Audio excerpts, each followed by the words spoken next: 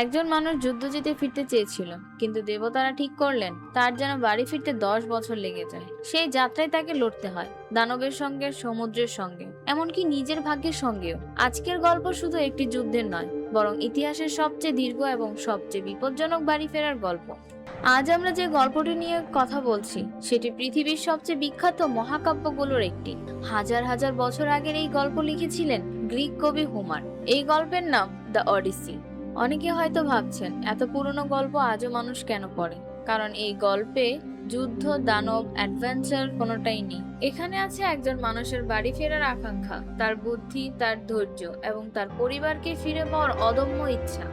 গল্পের মূল চরিত্রের নাম অডিসিয়াস। তিনি গ্রিসের ছোট্ট রাজ্য ইথাকার রাজা।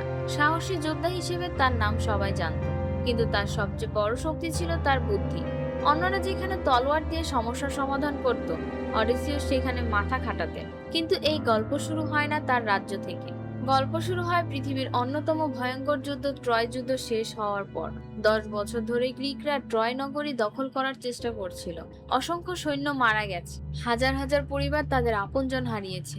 শেষ পর্যন্ত অডিসিয়াস এমন একটি পরিকল্পনা করলেন যা ইতিহাসে ট্রোজান ঘোড়া নামে বিখ্যাত হয়ে যায়। একটি বিশাল কাঠের ঘোড়া তৈরি করা হয়। বাইরে থেকে দেখে মনে হয় এটি একটি উপহার, কিন্তু সেই ঘোড়ার ভেতরে লুকিয়ে ছিল নির্বাচিত গ্রিক যোদ্ধারা। ট্রয়ের মানুষ ভাবলো যুদ্ধ শেষ, গ্রিকরা পরাজয় মেনে চলে গেছে। তাই তারা সেই কাঠের ঘোড়াটিকে নিজেরাই শহরের ভেতরে নিয়ে আসে। রাত নামতেই ঘোড়ার ভেতর থেকে বেরিয়ে আসে গ্রিক সেনারা। তারা শহরের দরজা খুলে দেয় আর বাইরে অপেক্ষা করা পুরো সেনাবাহিনী শহরে ঢুকে পড়ে। এক রাতেই ধ্বংস হয়ে যায় শক্তিশালী ট্রয়। যুদ্ধ শেষ, সবাই বাড়ি ফিরবে, অন্তত সবাই তাই ভেবেছিল। অডিসিয়াস নিজের জাহাজে উঠলেন। তার সঙ্গে ছিল 12টি জাহাজ এবং শত শত বিশ্বস্ত সৈন্য। তার মনে তখন একটাই চিন্তা, 10 বছর হয়ে গেছে।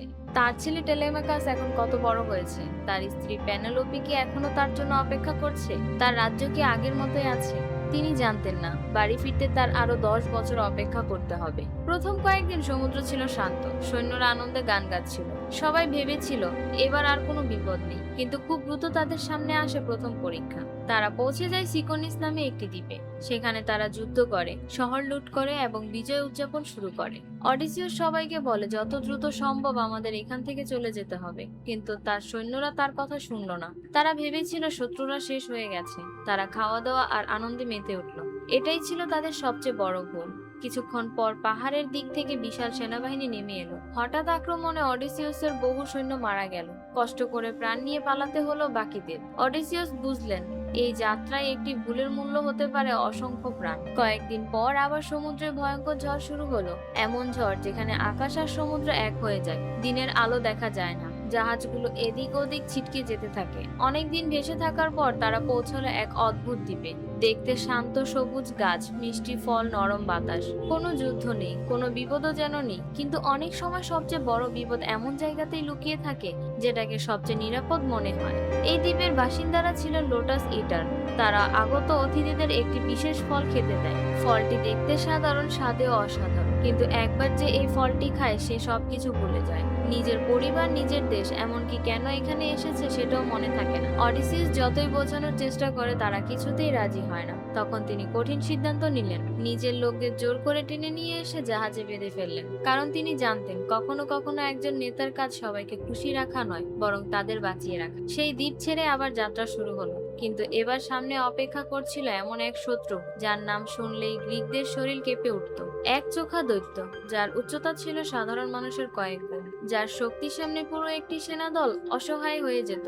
তার নাম পলিফেমাস। আর এই দৈত্যই ছিল সমুদ্রের দেবতা পোসাইডনের ছেলে। অডিসিয়াস তখন জানতেন না এই দৈত্যের সঙ্গে তার একটি সিদ্ধান্ত পুরো পৃথিবীর সবচেয়ে শক্তিশালী দেবতার ক্রোধ ডেকে আনবে। আর সেই মুহূর্ত থেকেই শুরু হবে এমন এক অভিশাপ যা তাকে আরো বহু বছর নিজের বাড়ি থেকে দূরে রাখবে।